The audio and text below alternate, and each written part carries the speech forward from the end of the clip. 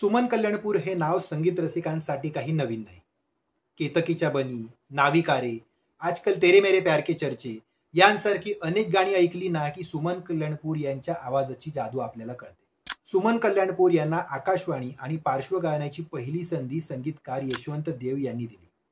यशवंत देवांच्याच मार्गदर्शनाखाली सुमनताईंनी 1952च्या सुमारास काही महिने भावगीत गायनाचे धडे देखील गिरवले. आता मुख्य गोष्ट 1953 सालातली. एकदा शिल्पकार D.B. जोग यांच्या घरी जमलेल्या गप्पांमध्ये एक चित्रपट काढायचं ठरलं. संगीत दिग्दर्शनाची जबाबदारी तिथेच हजर असलेल्या यशवंत देव यांच्यावर सोपवण्यात आली. आता सांगण्यासारखी अजून एक गोष्ट म्हणजे सुमन कल्याणपूर जितक्या अप्रतिम गायिका आहेत ना, त्याप्रमाणेच त्या उत्तम चित्रकार देखील आहेत. हे कदाचित सर्वांना माहीत नसेल, पण सुमनताईंच्या चित्रकलेच्या छंदाला आकार देण्याचं काम शिल्पकार D.B. जोग यांनी केलं. शिल्पकलेतलं एक मोठं नाव. त्यांच्याच मार्गदर्शनाखाली निरनिराळे चित्रप्रकार रेखाटण्याच्या आणि रंगवण्याच्या छंदातूनच सुमन कल्याणपूर यांच्या हातून नर्गिस, मीना कुमारी, श्यामा तसेच स्वतःची मुलगी चारुल यांची अप्रतिम पोर्ट्रेट्स तयार झाली आहेत. नाव बॅक टू इयर 1953. दसऱ्याच्या दिवशी चित्रपटाचा मुहूर्त झाला. दादरला बॉम्बे लॅब स्टुडिओमध्ये सुमन कल्याणपूर यांच्या आवाजात पहिलं गाणं रेकॉर्ड झालं. गाण्याचे बोल होते, प्रभू तुझ्या विश्वामध्ये काय कमी आहे, मला हवे तेही आहे, परी नको तेही आहे. गीतकार आणि संगीतकार होते यशवंत देव.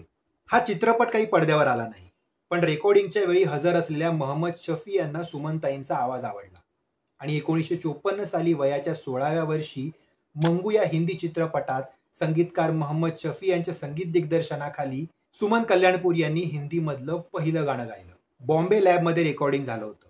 रेकॉर्डिस्ट होते B.N. शर्मा आणि रेकॉर्ड झालेली पहिली अंगाई होती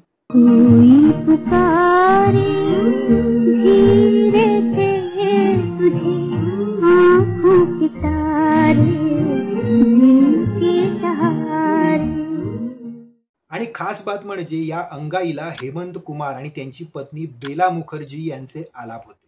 मराठी चित्रपटासाठी 1956 पासून सुमन कल्याणपूर गाऊ लागले. HMVने पातळ आणि कोवळा असल्याच्या सबबीवर नाकारलेला आवाज हिंदी आणि मराठी चित्रपटात गाजू लागला आणि आजही ते अधिराज्य कायम आहे. आता अजून एक गोष्ट, चांद हा चित्रपट माहिती आहे का?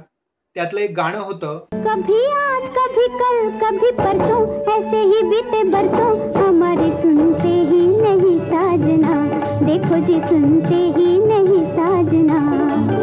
कभी आज कभी कल कभी परसों ऐसे ही बीते बरसों हमारे सुनते ही नहीं साजना, देखो जी सुनते ही नहीं साजना.